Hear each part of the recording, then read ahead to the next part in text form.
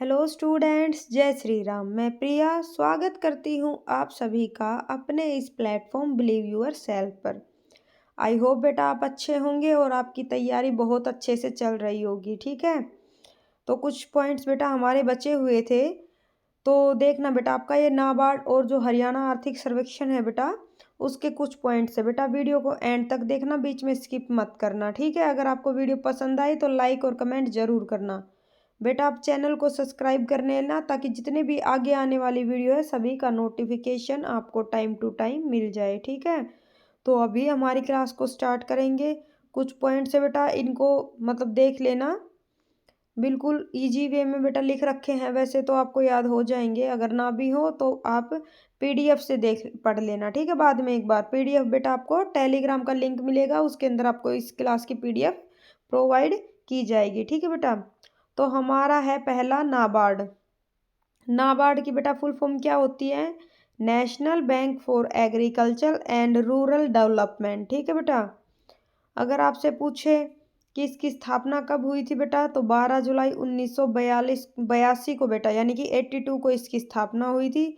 इसका हेडक्वार्टर महाराष्ट्र मुंबई के अंदर है बेटा, और बी शिवरमन कमेटी की सिफारिश पर इसको स्थापित किया गया था। अगर बेटा आपसे पूछे कि इसके वर्तमान में अध्यक्ष कौन है बेटा, तो आपको केवी साजी मिलेंगे। अगर बेटा आपको नाम पहले साजी केवी भी दे सकता है। ठीक है बेटा, पहले केवी भी लिख सकता है या पहले साजी भी लिख सकता है। ठीक, तो याद रखना इस चीज़ को। और अगर आपसे पूछा जाए कि इसके प्रथम अध्यक्ष कौन है, तो एम रामकृष्णैया बेटा इसके प्रथम अध्यक्ष थे। ठीक है बेटा, अगर आपसे पूछे कि नाबार्ड बनाने का जो उद्देश्य था वो किस पर्पज से नाबार्ड को बेटा स्थापित किया गया था, तो ग्रामीण विकास सहायता और गरीबी में कमी लाने के लिए नाबार्ड को स्थापित किया था। ठीक है, नाबार्ड की स्थापना बेटा कौन सी पंचवर्षीय योजना के तहत हुई थी, तो हमारी छठी पंचवर्षीय योजना के तहत नाबार्ड की स्थापना हुई थी। ठीक है, अगर आपसे पूछा जाए कि नाबार्ड एक्ट कब बना था आपका बेटा, तो 1981 यानी कि 1981 के अंदर हमारा नाबार्ड एक्ट बना था। नेक्स्ट क्वेश्चन आएगा बेटा आपका, नाबार्ड बैंक में आरबीआई की हिस्सेदारी कितनी होती है, तो आरबीआई की हिस्सेदारी बेटा हमारी 1% होती है और 99% आपकी सरकार की हिस्सेदारी होती है। ठीक है बेटा, नेक्स्ट क्वेश्चन है आपका, नाबार्ड के अंतर्गत कौन सी संस्थाएं हैं, तो नाबार्ड के अंदर बेटा हमारा एक तो स्टेट कोऑपरेटिव बैंक होता है। ठीक है, एक हमारा रीजनल रूरल बैंक होता है। ठीक है बेटा, regional rural bank. Next question है आपका, एसबीआई की स्थापना कब की गई थी बेटा, तो 1 जुलाई 1955 को एसबीआई की स्थापना की गई थी।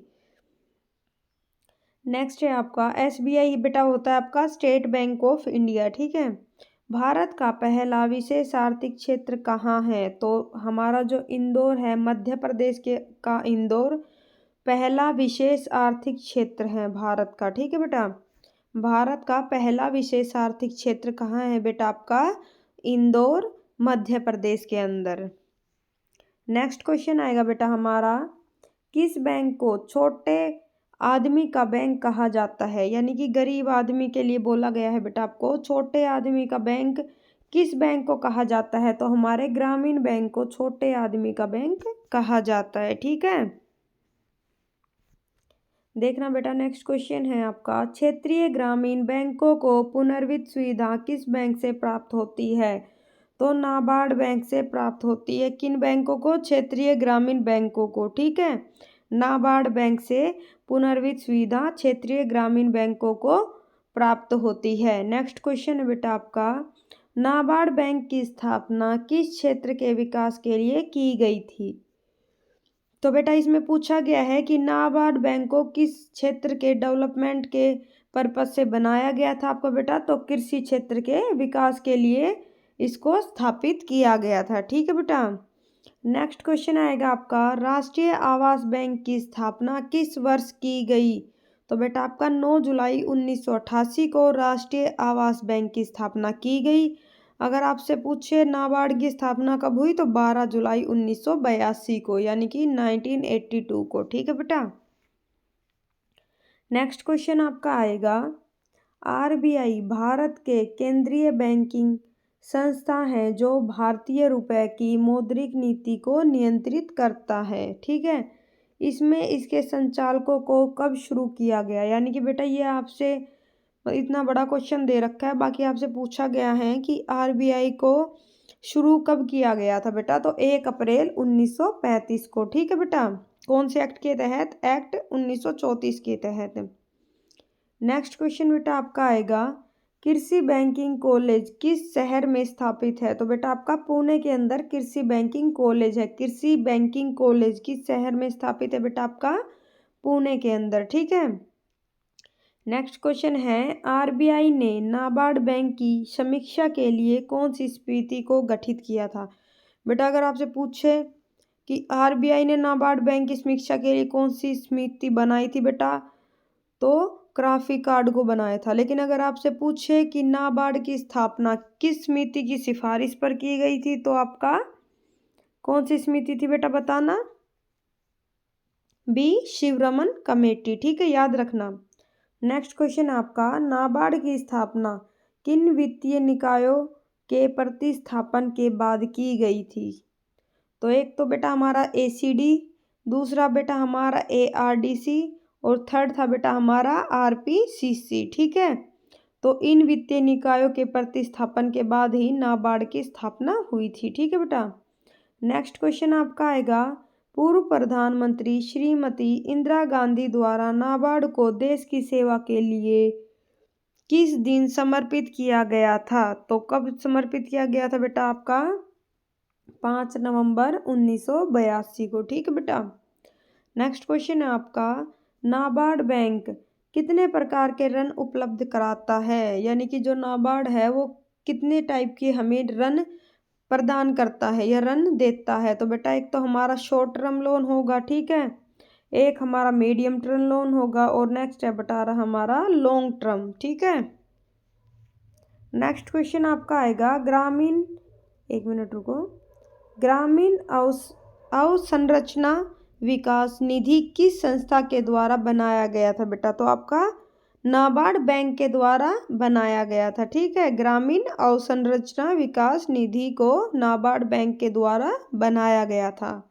नेक्स्ट क्वेश्चन है बेटा आपका, किस अधिनियम के अंतर्गत नाबार्ड बैंक की स्थापना की गई थी, तो बेटा कौन सा अधिनियम था आपका 1981 का पार्लियामेंट एक्ट 61, ठीक है बेटा, याद रखना इसको, 1981 का पार्लियामेंट एक्ट था 61 वाला, ठीक है बेटा। 1981 का तो एक्ट था बेटा आपका और 1982 में इसकी स्थापना की गई थी। नेक्स्ट है बेटा, नाबार्ड बैंक का प्रारंभिक कोष कितना था, यानी कि पूछा गया है बेटा आपसे, जब नाबार्ड बना था तो उस टाइम पे नाबार्ड का जो उद्घाटन हुआ था बेटा वो कितने रुपए के साथ हुआ था, तो हमारे 100 करोड़ रुपए के साथ, ठीक है। नेक्स्ट क्वेश्चन है बेटा आपका, नाबार्ड किस प्रकार का बैंक है, तो नाबार्ड हमारा अपेक्स डेवलपमेंट बैंक है, ठीक है। नाबार्ड किस प्रकार का बैंक है, अपेक्स डेवलपमेंट बैंक। नाबार्ड को पुनर्वित्त फंड किस बैंक से दिया जाता है, तो वर्ल्ड बैंक और दूसरा हमारा है एशियन डेवलपमेंट बैंक से, ठीक है बेटा, वर्ल्ड बैंक और एशियन डेवलपमेंट बैंक से नाबार्ड को पुनर्वित्त फंड दिया जाता है। नेक्स्ट क्वेश्चन है आपका, नाबार्ड किसे रेगुलेट करता है, तो किसको रेगुलेट करता है बेटा आपका रीजनल रूरल बैंक्स को और कोऑपरेटिव बैंक्स को, ठीक है बेटा, ये आपका रिपीटेड क्वेश्चन है। नेक्स्ट है आपका, नाबार्ड के अपने कितने क्षेत्रीय कार्यालय हैं, यानी कि नाबार्ड के स्वयं के कितने क्षेत्रीय कार्यालय हैं बेटा, तो आपका आंसर होगा 28, यानी कि 28 कार्यालय हैं, ठीक है बेटा। हमारा जो आर्थिक सर्वे है उससे हमें हमारे मतलब कुछ पॉइंट बने हुए हैं, एक बार वो भी देख लेना आप। पहले तो जो पहला जो हमारा बजट पेश किया गया था उससे हैं, बाकी हमारे वर्तमान के हैं, ठीक है। तो बेटा देखना इसको, हरियाणा राज्य का पहला बजट किसने पेश किया था, तो हमारा आंसर आएगा बेटा ओम प्रभा जैन ने, ठीक है। उन्होंने क्या किया था, हरियाणा राज्य का पहला बजट पेश किया था। तो बेटा इसका आगे पॉइंट देखना, ओम प्रभा जैन देश में किसी भी राज्य में वित्त मंत्री बनने वाली हमारी पहली महिला थी, ठीक है बेटा।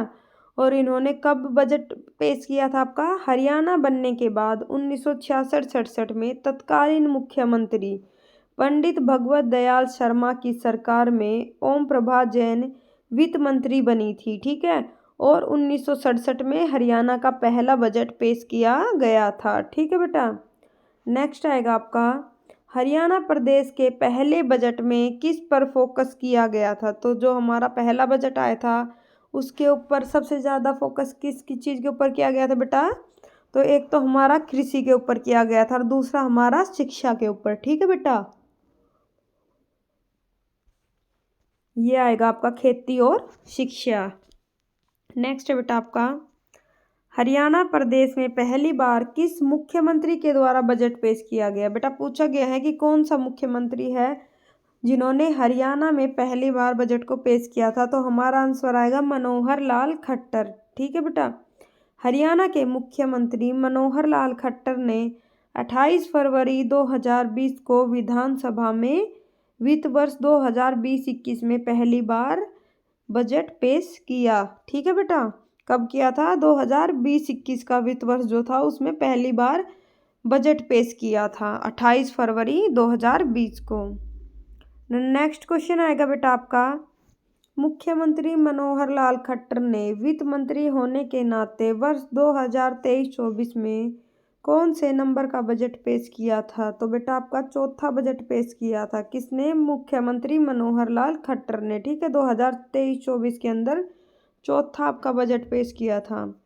मुख्यमंत्री मनोहर लाल ने 23 फरवरी 2023 को वर्ष 2023-24 के लिए 1,83,950 करोड़ रुपए का बजट पेश किया है। और इसमें पिछले वर्ष की अपेक्षा बेटा आपका देखो, इस डाटा को बेटा याद करना थोड़ा सा, इसमें पिछले वर्ष की अपेक्षा 11.6 की वृद्धि है, ठीक है बेटा। कितने की वृद्धि है आपकी? 11.6% की, ठीक है। नेक्स्ट है बेटा आपका, इसी के अंदर पॉइंट दिया गया है, वर्ष 2023-24 के लिए आपका बेटा 1,09,122 करोड़ रुपए की राजस्व प्राप्तियों का प्रस्ताव रखा है, ठीक है बेटा। जिसमें 75,716 करोड़ रुपए का कर राजस्व और 12,651 करोड़ रुपए का गैर कर राजस्व शामिल है, ठीक है बेटा। तो अगर आपसे पूछ ले कि कर राजस्व कितना है बेटा आपका, तो 75,716 करोड़ और गैर कर राजस्व बेटा आपका 12,651 करोड़, ठीक है। नेक्स्ट पॉइंट है बेटा आपका, राष्ट्र के सकल घरेलू उत्पाद में हरियाणा की हिस्सेदारी वर्ष 2014-15 में कितनी थी? 3.52 से बढ़कर अब 2022-23 के अंदर बेटा कितनी हो गई आपकी? 3.86%, ठीक है बेटा। याद रखना 3.52 से बढ़कर 3.86 हो गई। नेक्स्ट है बेटा आपका, राष्ट्रीय प्रति व्यक्ति आय वर्ष 2014-15 में वर्तमान मूल्यों पर 86,667 रुपये थी, जो वर्ष 2022-23 में बढ़कर 1,70,620 रुपये होने की संभावना है, ठीक है बेटा। प्रति व्यक्ति आय है बेटा ये, जबकि हरियाणा के लिए यह वर्ष बेटा, ये तो आपकी थी पूरे राष्ट्र की, ठीक है बेटा। नीचे आएगा आपका हरियाणा का, जबकि हरियाणा के लिए यह वर्ष 2014-15 में 1,47,382 रुपये से बढ़कर 2022-23 के अंदर 2,96,685 रुपये होने की संभावना है, ठीक है बेटा। तो बेटा किस बजट को कितना, मतलब किस विभाग को कितना बजट मिला है, तो उसके बेटा कुछ पॉइंट्स है, देखना आप।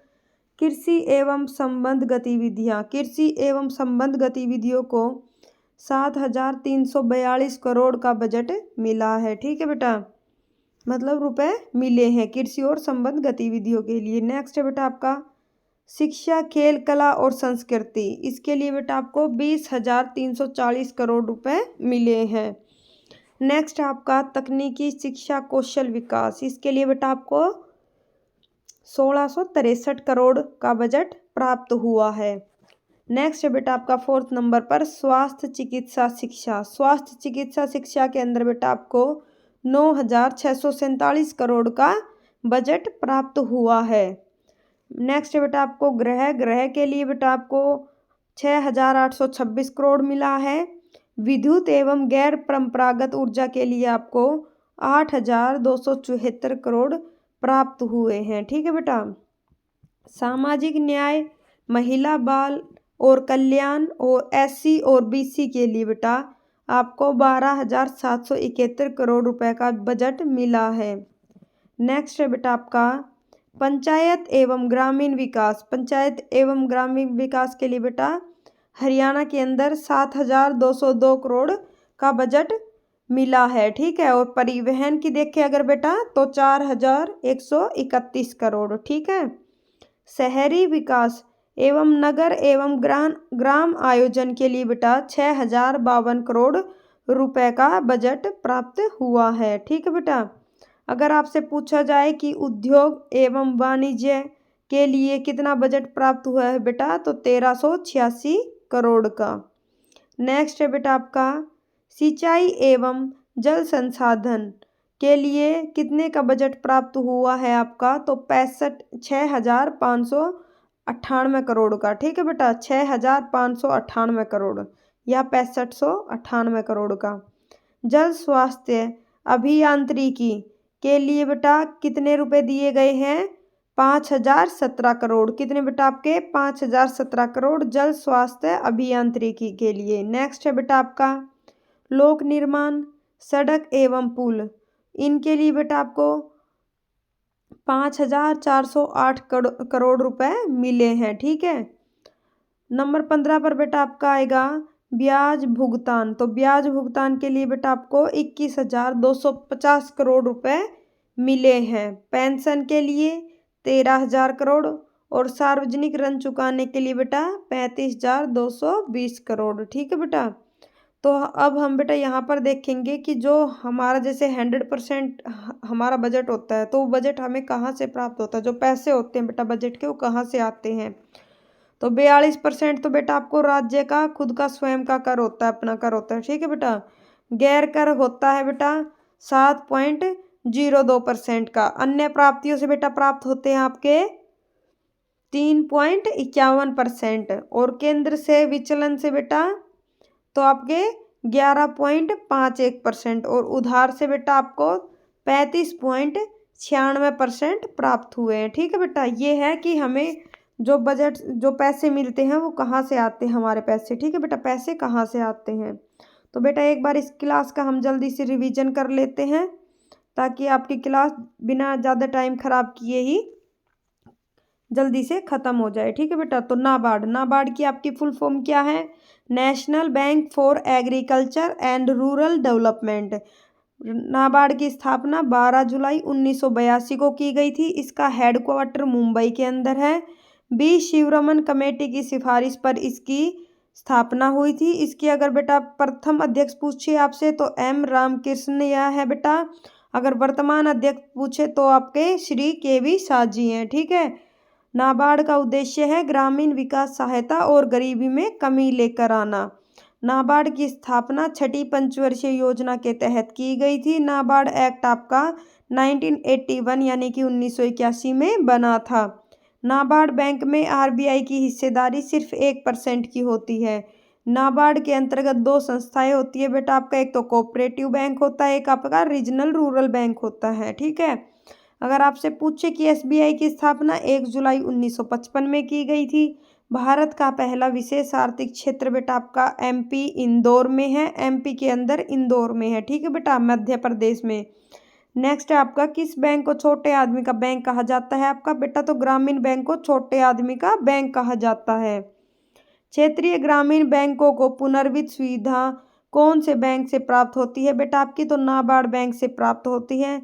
नाबार्ड बैंक की स्थापना किस क्षेत्र के विकास के लिए की गई थी तो कृषि क्षेत्र के विकास के लिए की गई थी।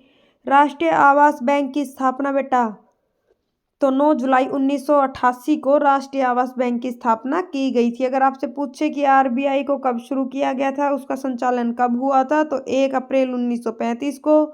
कृषि बैंकिंग कॉलेज पुणे के अंदर स्थित है आपका। ठीक है। आरबीआई ने जो नाबार्ड बैंक की समीक्षा के लिए जो कमेटी गठित की थी वो आपकी ग्राफिक कार्ड है। ठीक है बेटा। नेक्स्ट क्वेश्चन आएगा आपका, पूर्व प्रधानमंत्री श्रीमती इंदिरा गांधी द्वारा नाबार्ड को देश की सेवा के लिए 5 नवंबर 1982 को समर्पित किया गया। ठीक है बेटा। नेक्स्ट क्वेश्चन है आपका, नाबार्ड कितने प्रकार के ऋण उपलब्ध कराता है? तो नाबार्ड एक तो मीडियम टर्म का लोन देता है, शॉर्ट टर्म का लोन देता है और बेटा लॉन्ग टर्म का लोन देता है। ग्रामीण अवसंरचना विकास निधि किस संस्था के द्वारा बनाया गया? तो नाबार्ड बैंक के द्वारा इसको निर्माण इसका किया गया था। किस अधिनियम के अंतर्गत नाबार्ड बैंक की स्थापना की गई? तो 1981 का पार्लियामेंट एक्ट 61 के तहत नाबार्ड की स्थापना हुई थी। नाबार्ड बैंक का अगर आपसे बेटा प्रारंभिक कोष पूछे कि प्रारंभिक पूंजी उसकी कितनी थी, तो 100 करोड़ रुपए थी। नाबार्ड किस प्रकार का बैंक है? तो अपेक्स डेवलपमेंट बैंक है हमारा नाबार्ड। नाबार्ड का पुनर्वित्त फंड किन बैंकों से दिया जाता है बेटा? तो वर्ल्ड बैंक से दिया जाता है। सेकंड है हमारा एशियन डेवलपमेंट बैंक। नाबार्ड किसे रेगुलेट करता है बेटा आपका? तो रीजनल रूरल बैंक्स को और कोऑपरेटिव बैंक्स को। और अगर पूछा जाए नाबार्ड के अपने कितने क्षेत्रीय कार्यालय हैं, तो आपके 28 यानी कि 28 कार्यालय हैं। नेक्स्ट है बेटा आपका बजट से, हरियाणा राज्य का बजट किसने पेश किया था? जो हमारा पहला बजट था वो किसने पेश किया था? ओम प्रभा जैन ने।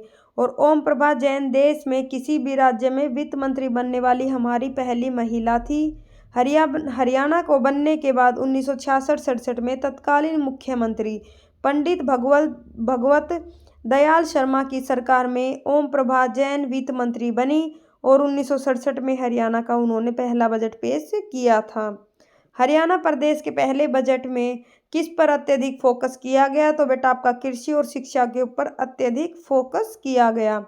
नेक्स्ट है आपका, हरियाणा प्रदेश में पहली बार किस मुख्यमंत्री द्वारा बजट पेश किया गया था? तो हमारा मनोहर लाल खट्टर के द्वारा बजट पेश किया गया था। हरियाणा के मुख्यमंत्री मनोहर लाल खट्टर ने 28 फरवरी 2020 को विधानसभा में वित्त वर्ष 2020-21 के लिए पहली बार बजट को पेश किया था। नेक्स्ट है बेटा आपका, मुख्यमंत्री मनोहर लाल खट्टर ने वित्त मंत्री होने के नाते वर्ष 2022-23 में कौन से नंबर का बजट पेश किया आपका? तो 4th नंबर का बजट पेश किया था। मुख्यमंत्री मनोहर लाल ने 23 फरवरी 2023 को वर्ष 2023-24 के लिए 1,83,950 करोड़ रुपए का बजट पेश किया, जो कि पिछले वर्ष की तुलना में 11.6% अधिक था। ठीक है बेटा। नेक्स्ट पॉइंट आपका आएगा 2023-24 के लिए 1,09,122 करोड़ रुपए की राजस्व प्राप्तियों का प्रस्ताव रखा गया था, जिसमें से जो आपका राजस्व कर था बेटा वो तो आपका 75,716 करोड़ था और जो आपका गैर कर था वो आपका 12,651 करोड़ था। नेक्स्ट आएगा बेटा आपका, राष्ट्र के सकल घरेलू उत्पाद में हरियाणा की हिस्सेदारी 2014-15 में तो थी 3.52 और 2023-24 के अंदर हो गई बेटा, 2022-23 के अंदर आपकी हो गई थी 3.86%। ठीक है बेटा, तो इसके अंदर बढ़ोतरी हुई थी। नेक्स्ट है आपका, राष्ट्रीय प्रति व्यक्ति आय में हरियाणा के लिए यह वर्ष 2014-15 के अंदर तो हरियाणा की प्रति व्यक्ति आय बेटा थी आपकी 1,47,382 रुपये, लेकिन ये बढ़कर 2022-23 के अंदर हो गई आपकी 2,96,685 रुपये। ठीक है बेटा, याद रखना इस चीज़ को। किस किस विभाग को कितना बजट प्राप्त हुआ था बेटा वो देखना। कृषि एवं संबंध गतिविधियों को बेटा 7,342 करोड़, शिक्षा खेल कला संस्कृति को 20,340 करोड़, तकनीकी शिक्षा कौशल विकास को 1,663 करोड़, स्वास्थ्य चिकित्सा शिक्षा को 9,647 करोड़, गृह के लिए बेटा 6,826 करोड़, विद्युत एवं गैर परंपरागत ऊर्जा के लिए 8,274 करोड़। नेक्स्ट आपका सामाजिक न्याय महिला बाल और कल्याण और SC और BC के लिए 12,571 करोड़, पंचायत एवं ग्रामीण विकास के लिए 7,202 करोड़, परिवहन के लिए 4,131 करोड़। नेक्स्ट है शहरी विकास एवं नगर एवं ग्राम आयोजन के लिए बेटा आपका 6,052 करोड़, उद्योग एवं वाणिज्य के लिए 1,386 करोड़, सिंचाई एवं जल संसाधन के लिए आपके 6,598 करोड़, जल स्वास्थ्य अभियांत्रिकी के लिए बेटा 5,017 करोड़, लोक निर्माण सड़क एवं पुल के लिए आपका है 5,408 करोड़। ठीक है। नेक्स्ट बेटा आपका आएगा ब्याज के लिए कि ब्याज का भुगतान करने के लिए 21,250 करोड़। अगर आपसे पेंशन पूछी जाए बेटा तो 13,000 करोड़। सार्वजनिक ऋण चुकाने के लिए बेटा आपका 35,220 करोड़। ठीक है बेटा, तो इस डाटा को याद रखना। यहीं पर आपकी क्लास का एंड करते हैं। और बेटा अगर आपको क्लास पसंद आई हो तो प्लीज़ कमेंट्स करके ज़रूर बताना कि क्लास कैसी थी। जो इसका जो मेन बेटा जितने भी आपके MCQ थे वो पहले की 2 वीडियो के अंदर मैंने करवा दिए हैं। ठीक है, तो ये इसीलिए ये क्लास आपकी छोटी थी। ठीक है बेटा, जय श्री राम, धन्यवाद, बाय।